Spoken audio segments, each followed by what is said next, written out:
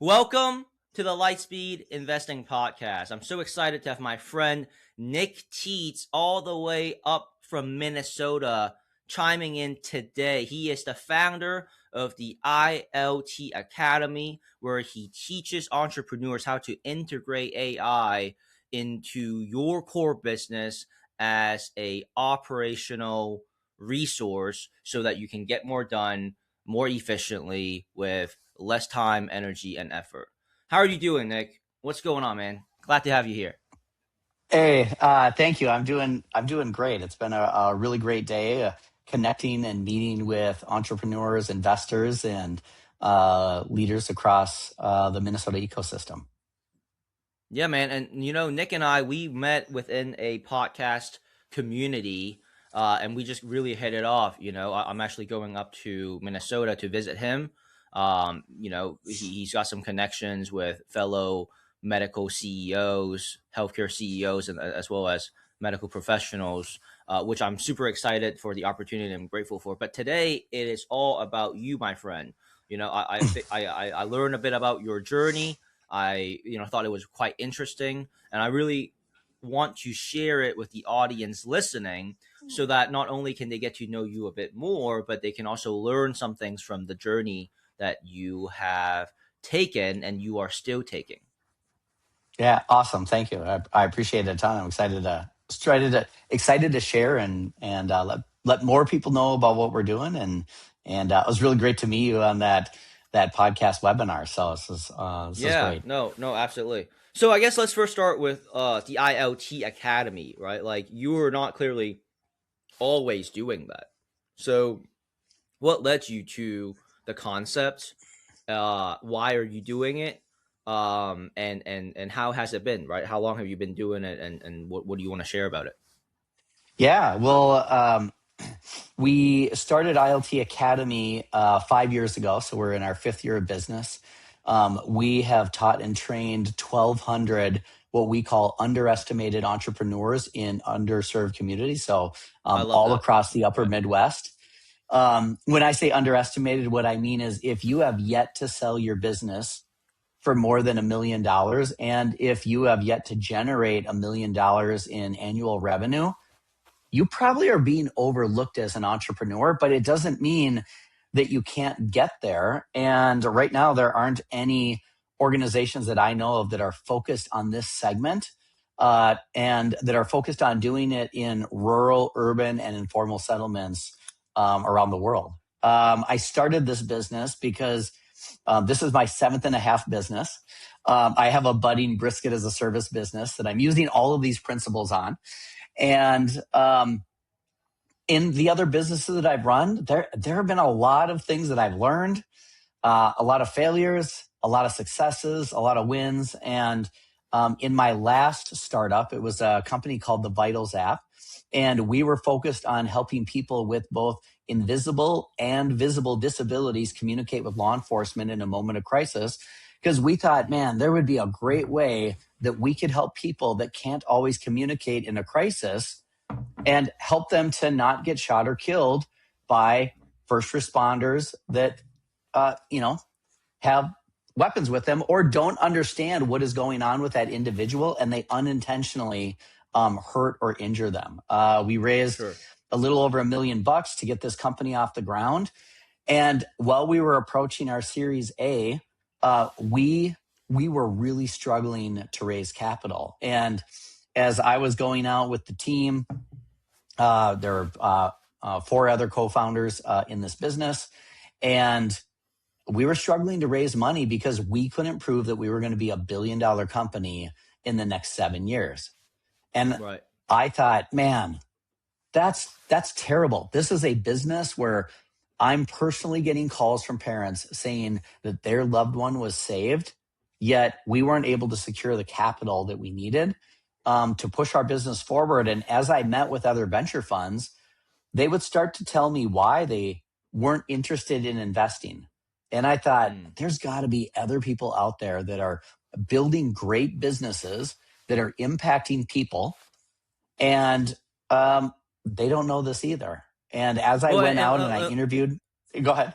Yeah, I was gonna say, let's make sure we can take a pause and not gloss over that. What are the criteria that they're looking for? Because what I'm guessing is, right, from an investor financier point of view, it's a lot. It's got a lot to do with profitability. It's got a lot to do with projections. It's got a lot to do with ROI. Because ultimately, they're Hmm. like, hey, I don't. I mean, whatever. The business is the vehicle, no matter how noble it is. I'm putting money Correct. in. What am I expecting to get out of my money? Right? And if I can't Right. see a tangible answer, then I'm probably going to move on to another company that can actually give me those results, Hmm. no matter how, like I said, noble or great the concept is. So, yeah, let's take a quick Correct. pause. What exactly were those criteria that they were looking for that maybe you So didn't quite meet? y- yeah, being that this was a number of years ago, I'm going to be really fuzzy on, what the exact criteria, and it's different for every fund because every fund has a thesis of the types of businesses that they want to invest in. But, Yeah. at the end of the day, their job is to get a return for themselves and the Yes. partners that are in Correct. that fund. And Yep. that's their job is to get funded again so they can invest in more businesses. And so we weren't doing an effective job at creating a compelling argument for how we were going to deliver the type of returns that they were looking for Mm, and that they ultimately had promised their mm, LPs, in their fund. And so that yep. became a challenge for us. And I think a lot of entrepreneurs that are going down the venture track Hmm. struggle with that, especially if they don't have a lot of experience in building a business, selling a business, and talking through not just the financial numbers, but how are Yeah. they going to bring that product to the market? How do they show they have traction? And ultimately, when are they going to make more than $0? Well, I think really what it is you have someone who's very passionate about a worldly cause that's important, and it kind of becomes really abstract. There's a lot of energy behind it. There's a lot of motivation, inspiration. There's a lot of, we're gonna get it done. But then like then the reality of the numbers grounds you a little bit, right? So I think the lesson for you was Hmm. like maybe learning how do you balance and blend the two properly. How do you Hmm. balance this raw, energy of let's get some shit done, let's do something to move the world and enhance it to be a better place, but also being able to show, hey, this is a practical endeavor where we're not just bleeding cash, right? Because at the end Hmm. of the day, business runs on money and business runs Hmm. on funds, right? No matter what kind of Hmm. what form of fund we're talking about. So yeah, I mean, what are your, I guess, biggest lessons that you've learned to help curate maybe that blend of criteria so that these underdogs you're looking to help empower can actually be in a better position to acquire that kind of funding? Yeah, well, I mean, I think that the biggest thing that I learned and that I stress to the founders that we've been able to teach and train is that Yeah. you need to pick something that you think is personally important, that you can solve in an interesting way. And then you need to figure out how you're going to bring it to the market. Is there anybody out there that Hmm. wants it? And then what validated evidence that you have that this can be a successful business? Because at the end of the day, investors aren't in the early stage. They're not investing in the business. They're investing in you, the founder, and that you're going to That's right. figure out whether this is going to turn Yes. into a thing. Yes, they And want to so that know. They was the want to know biggest if learning. you're someone that has what it takes, regardless of obstacles and challenges. Like you are supposed to be that Correct. business plan, right? You Right. are the thing that moves the needle forward. And yeah, I mean Right. that's why venture capital. A lot of people that I hear from that space is number one criteria they invest in is the founder itself, right? Because the business at the Yeah, end of the that's day is an correct. extension of you, right? So then let's talk about that. Like, what is the criteria for that founder to make sure they embody to increase that probability of getting that yes, and not just like a facade that they put Hmm. on, like genuinely speaking, authentically speaking, what does this individual need to have, right, in order for someone to go, I'm going to take a chance on you. Yeah. It's what I tell founders is that, well, one, you need to treat investors like customers. right? And I call them investor customers. Like, if you're going to approach someone and ask them for capital, again, whether it's an angel investor, a venture capital, institutional, whatever it is, what is it that they are looking to invest in, right? And because you're going to get a lot of no's along the way.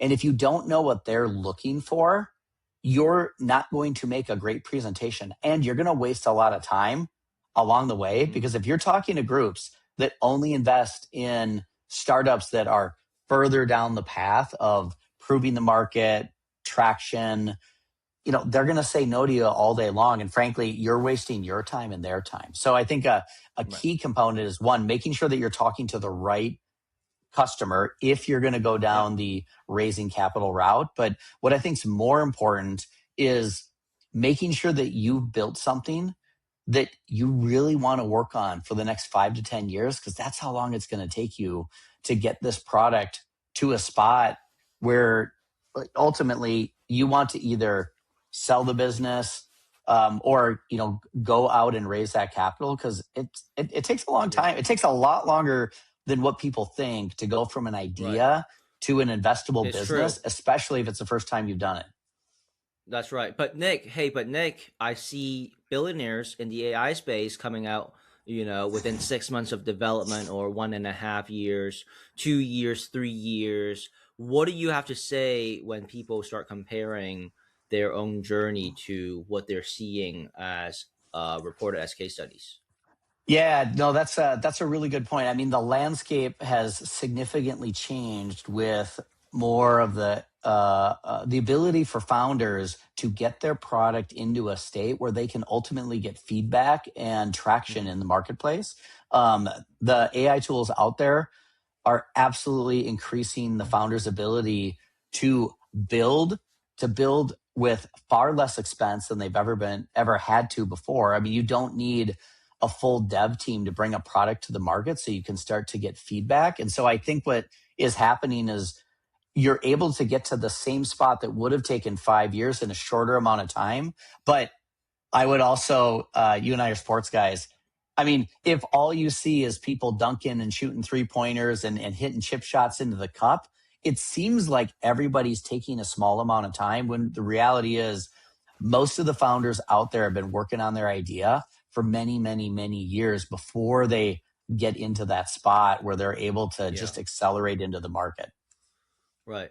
And what I'm kind of curious is, like, why for you? Because I mean, I met you like several months ago, right? And obviously, I feel like as we've talked, what and we're always evolving, right? So we're kind of catching up. And Mm-hmm. what I'm noticing is you're starting to, since last time we spoke, embrace and incorporate the idea of helping these entrepreneurs with the insertion of AI being part of their core operational plans and Mm-hmm. routine. What was the spark for that? Right, like I'm kind of curious. Like, what was the moment? Maybe was it a post? Was it a conversation? Like, where was the impetus for you to go, hey, like, this is what I was doing. It's now important that we add this AI piece, to help Mm-hmm. facilitate the endeavor, right? Well, like, where Yeah. did that come about? Yeah, no, really great question. I mean, I think, you know, for sure, about a year and a half ago, when I started really looking into, like, well, how do we actually do this in a very practical way? I think one of the things that's always separated what we've been doing at ILT Academy is we're not we're not teaching people the theory of entrepreneurship. You can go to other places and do that. We're not, showing videos. You can watch videos anywhere. Like, if you want to learn practical application of how do we do this, that's what ILT Academy is focused on. And as I started to run more experiments myself, I like to make sure that um, we're not just talking the talk, but we're actually walking and doing it. I started to get Mm, more I love familiar that. with the tools and going, well, if I can do this, anybody can do it. Because as a technical founder, I don't know how to code. There's a lot more of us than technical founders out there. And just even within the last, honestly, like 3, 4 months, the Yeah. ability for a non technical founder to build something that is real and deployable has changed the game. And I'm not talking about vibe coding here. What I'm talking about is systematically being able to break down how to leverage these tools into the business. Now, the one thing that I'm really, really bullish on is that I think it's really important that entrepreneurs work on their business and then figure out how to work smarter and more effectively inside of their business. And leveraging AI in their business is going to make founders more productive than ever. We have to be really, really careful with how we do it. And that's what we're really focused on, is showing entrepreneurs so how do you make AI a core part of your business and leverage the awesome human talent that you already have in your business and make everybody more productive at the same time? So what is the angle of utilization for you from that AI perspective? Are you utilizing it mainly for lead gen? Are you using it for research? Are you using it for filtration purposes? I'm kind of curious, how are you personally leveraging it? Because that's going to give me an idea of the philosophy and concepts you will then essentially inject into the entrepreneurs that you're training, right? Yeah. I think one of the things that we've been thinking about is there's a lot of awesome AI tools out there, and they're accelerating, and they're also getting even more niche. So if you want to have an AI tool or an AI agent that's going to help you with your website or your finances or your legal or these different aspects, one thing still remains. Those tools are getting more specialized. And what's unique about the tools is that they can self-learn and get better as they work with you. But the one thing they can't do is they don't know your business. And so what we're really focused on is helping entrepreneurs understand that they're the architect or the conductor of the orchestra, and their job is to define and decide what type of agents do they want to build in their business, and how do they create this orchestration layer so that they can get more stuff done. So for instance, we are using a couple different agents to help us think through our business strategy, our marketing. I have one that's helping me manage my day. It's looking at my calendar, looking at my email, making sure that I don't accidentally double book myself. And then also using it to build in teacher's assistants, because me and the rest of the teaching team, we're not available at all hours. Sometimes an entrepreneur wants to work and has a serious question at 2 a.m. We want to make it more accessible for more people to not just work on their business, but then how do you build those tools so that when you create your business, you've got an agent that understands how it's supposed to work? And how do we make sure that we keep them between the goalposts, because we don't want them doing crazy things at the same time either? So what are the names of the ones that you're using? Because I mean, the ones that we're exploring internally are definitely, outside of ChatGPT, Claude and Lovable, um, which is like a recently new one. I'm curious, what are the ones that you're playing around with? Yep. Actually, those are the three that I use the most. I do play around a little bit with Grok. I do play a little bit with Perplexity for some research stuff, but the primary tools that I'm using are Claude, Lovable, really to help with the web design. I had a really great friend of mine that was the web designer. She was going to build the website for me. We started working on it. Like, it was a great thought partnership.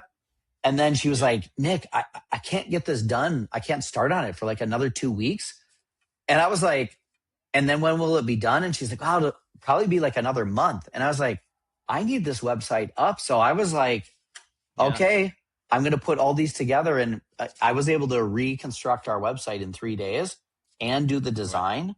And it's giving founders the control to make sure that they can articulate their vision and their business.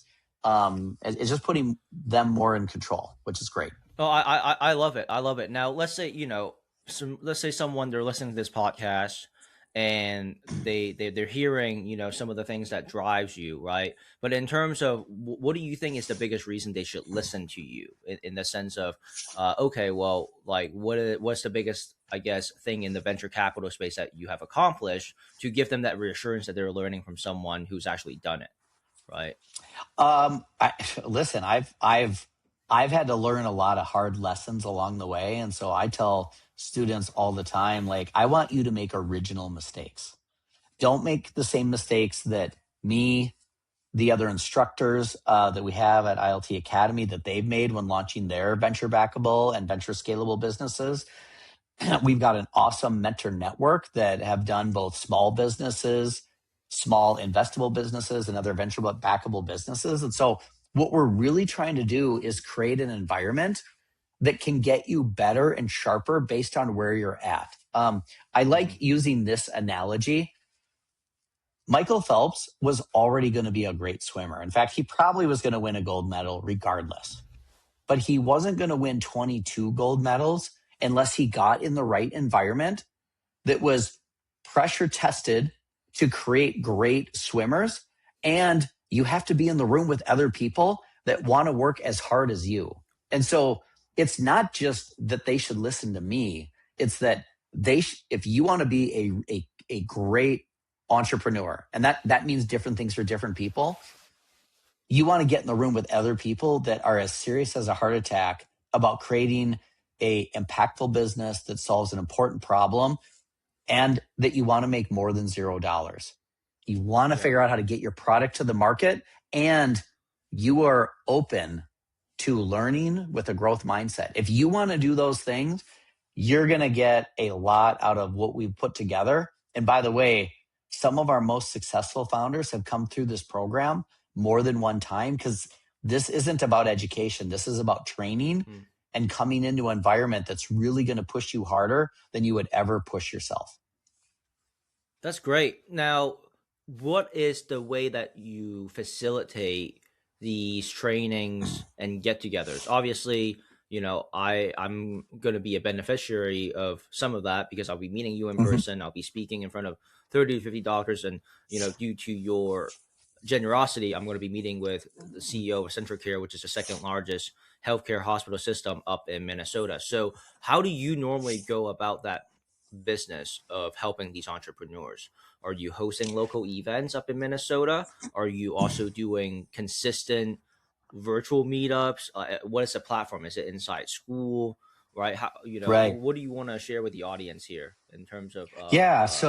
information they can actually get, piece everything together?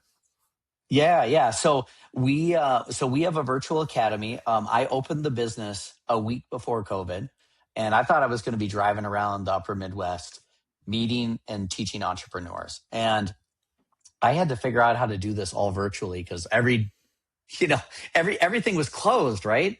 And so we hopped on a virtual platform that we use that really allows us to connect and engage and meet entrepreneurs wherever they're at. We ran a cohort in Mm-hmm. Kenya, northern Minnesota, western Wisconsin, North Dakota, and we were able to just connect with a lot of different people. So our primary environment is Yeah. a virtual platform where we connect, engage, teach. We've got some on-demand learning that students can look up other resources and whatnot. And then Mm-hmm. in addition to that, we facilitate biweekly events across the upper Midwest. Right now, we're focused on St. Cloud, Minnesota, and Duluth, Minnesota, where we bring the community together, which consists of ecosystem leaders, CEOs, bank leaders, venture capitalists, to come in and meet other what we call starters. So a starter Mm. may not be an entrepreneur, Right. but it's the person that's gone through the process of starting something. Could be starting a Yeah. nonprofit, could be starting a podcast, because starting is really hard. There's a lot of things you need to learn. Yes. You're going to have a lot of missteps along the way.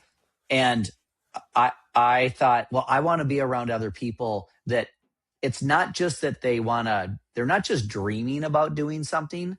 They've actually started it and gone through Yes. often the painful process of like figuring out how to do it. and let's bring Yep. those people together and connect Mhm. them. No, it's really, really, really important, and I'm glad to hear that you are not only doing it from a virtual standpoint, but you're really, as of right now, it seems like you're really focused on that local aspect, so that you can help the people that you live around, your neighbors and your community the most. What is your vision, though? Are you looking to expand eventually, to more areas in Minnesota, and get maybe more regional, and then national? I'm kind of curious. Where do you want to take this? Yeah, we've really focused on what we call Greater Minnesota. So basically, outside the Twin Cities metro is where we started. Yeah. Um, we've been able to work with the North Dakota Department of Commerce to do this across the entire state of North Dakota. We've got some great sponsors in Western Mhm. Wisconsin, but while we've trained our first 1,200 entrepreneurs, we want to reach 2.5 million innovators and entrepreneurs around the world. I mean, that's our big, hairy, audacious goal. And so, we're working on some new plans so that we can expand well beyond. I mean, we're virtual anyways, but we Yeah. really want to expand into other regions across the U.S. And beyond. So Nick, obviously you mentioned like starting is the most difficult aspect, Hmm. and for these conversations, maybe some people they have an idea, and they want to do it well, but they don't know how. How do you, I guess, how do you traverse and balance the okay, you want to help someone, but obviously you're going to pour into them, and so you need to get compensated for your time, right? So how did you go about the business model of this training program to where you can also deliver the impact that you want without maybe feeling like charging people an arm and a leg for the results? Yeah. So, one of the things that, we set out doing in the very beginning is that, we really wanted this to be, I really like Brad Feld's, comment. I've been a Techstars mentor for a long time. So when I heard Brad Okay. Feld at Techstars talking about give first, like that really hit me. And that was something that I was like, how could we do this? But how could we do this with people that don't all have billion-dollar ideas? Because there's a lot Yep. of people that have great ideas, Well, and not but even billion what? dollar ideas, the finances to back that, right? Because that's why they didn't get, or certain people didn't get the funding because they weren't able to show the financials. So yeah, I'm Right, curious but how there's you're able to. yeah. I mean, there's a lot of people that like they would be happy to have a $10 million business, $10 million recurring revenue business in a rural community is a game changer. Like that is just as important as a $1 billion company coming out of Right. Silicon Valley, but they don't pop up every day. So the way that we do this is that we work with local economic development groups, regional economic development groups, state departments, nonprofits and foundations that fund what we call underestimated entrepreneurs. So these are Mm, entrepreneurs that aren't in a big city, or they've never been to Stanford or MIT or at like a business school. And we're bringing that level of education to these other communities. And the other half of our business model is that students pay directly to come into our programming, into our 11-week transformational boot camps, our innovator or builder labs, as we like to call them. We mm, have those are like 4-hour programs where we get really intense training. We also have 1 and 2 day sprints because some people are looking for transformation. Transformation takes time.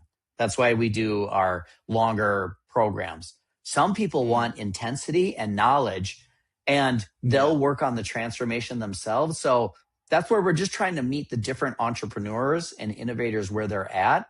And then it's really up to the sponsors, if there's sponsors that want to, like, hey, we want to find all the left-handed entrepreneurs that are in Nebraska that have black posters in their background, and Right. our job is to find them.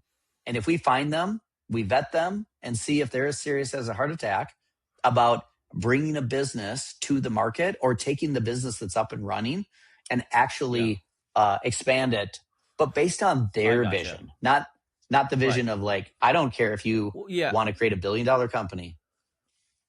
It seems like the model is more like business matchmaking, like a business Tinder, if you will, right? Sure. But Yeah, within I the think venture there's some capital, aspects to that. the venture capital and underestimated entrepreneur space, which I love. You know, obviously America is a country that supports underdogs, and we have a great attitude and mindset about risk and taking risks. With I would say an abundance perspective as opposed to a scarcity perspective. So in terms of like Yes. when you offer these different things to these entrepreneurs, what's the range? You know, you don't have to obviously share like the precise amount, but like what is the range that you are offering these trainings for, right? Because you have different tiers, it seems like. Yeah, we do. So, our builder labs are definitely they're priced a lot lower because we want people to come in and get a taste, right? So, Mm, those are, $500 or less because we want to get entrepreneurs in the room, but we want their commitment that they're going to come and work hard for a couple hours. And if you don't make a little investment in yourself, you're never going to get where you want. I know. In our transformational sprints and our 11-week boot camp programs, Yeah, those are in the $3,000 to $6,000 range. They come with mentors, they come gotcha, with weekly sessions, masterminds, gotcha. that kind of thing. But to be really, really clear, they are mostly live trainings. You get access to the entire instructional team and a community of other people that are also equally invested in their own success and helping you sharpen your idea at the same time. So And then it's a when you really say special thing. well, when you say live, are you saying live in person, like up Live, just around the local like right now. community, like Yep. or live as in like on a Zoom virtually? Nope. No. So live virtually, Okay, live similar virtually. to a Gotcha. Zoom. It's Yeah. all synchronous training that we have, Okay. Gotcha. and then And how we and long do they then last? Like an hour, 2 hours?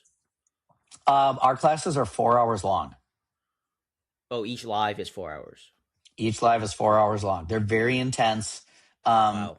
So if you're that's why I kind of say, like, we kind of have this notion, if you're a serious builder and this is Yeah. what you want to be doing, like we're gonna meet you where you're at, and we're gonna push you hard. No So different so than so like 11 swim.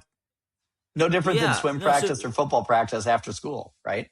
so 11 hour or 11 weeks total, and is it 4 hours a week, like once a week for 4 hours, or is it like It's twice a four week? hours of live training. It's 4 hours of Uh-huh. live training. And there's a lot of feedback in the class. I mean, you were it's a flipped classroom style, so you're working on Oh, your I love stuff. that. Yeah, I love And that. then it's about 6 to 8 hours of work outside the class. Because Oh, I see. we're gonna show So you it's how four to do hours it. once a week. Yeah, it's 4 hours once a week basically, and then you got to work on. So it's really like at least 10 hours, right? Because you said six outside of the Absolutely. class. Yep. So ten Yep. hours like for 11 weeks straight. So if you're serious, you Hmm. technically like you should have no issues getting the job done because of all the support, right? I'm assuming you're already coming in committed, Correct. and you're gonna stay committed because you gotta w- be there for at least 4 hours working on it, and then at least doing 6 hours on top of that. So Yeah. yeah, I mean it's definitely not for everyone. And Correct. kudos to you for putting something like this together. It sounds like it could be of amazing value, and I love to talk to you more, but I know we're coming up on time here today. What I actually would love to Yeah. do is Yeah. we should get back together next time if I can. I'll even loop in my CIO. He's my right hand. He's a 26-year-old who we helped retire from a six-figure engineering job last summer, and he is on that AI train as well. So maybe, Yeah. when we find a good time, we can all three of us get together and talk about the forefront of AI and have, I would say, like a roundtable discussion on what we're seeing, what's working, what Love we're that. incorporating. Right. I think that will be a great segment after this one. Now, Nick, I'm very, very grateful for you showing up today. I know you're busy. You're currently at an investor conference right now, where you were able to carve out a room for about an hour. So I want to make sure I'm respectful of your time. For those listening and they want to learn more about the IoT Academy, they want to maybe learn more about you, they want to get into a conversation with you, what is the best way for them to do so? And what is the link you recommend? Awesome. Hey, thank you so much. And I really appreciate you helping to get the word out about, what ILT Academy can Of do to course, help man. entrepreneurs and innovators. So, yes, come to our website, iltacademy.io. You can find me on LinkedIn. I'm starting to work the Twitter muscle, so we'll get there. It's just at Nick Tietz, but you can find me on LinkedIn. But definitely come to our website, check us out, follow us, like us. We've got our YouTube channel that we're starting up. We got some new videos on there. Philip, you'll be really proud. We're making steps to get that podcast up and running. But I'm really grateful to be on here with you today. Let's do it, man. Once you do have that, we can do a lot more. But everyone, this is Nick Tietz, founder of the IoT Academy. Check him out on iltacademy.io.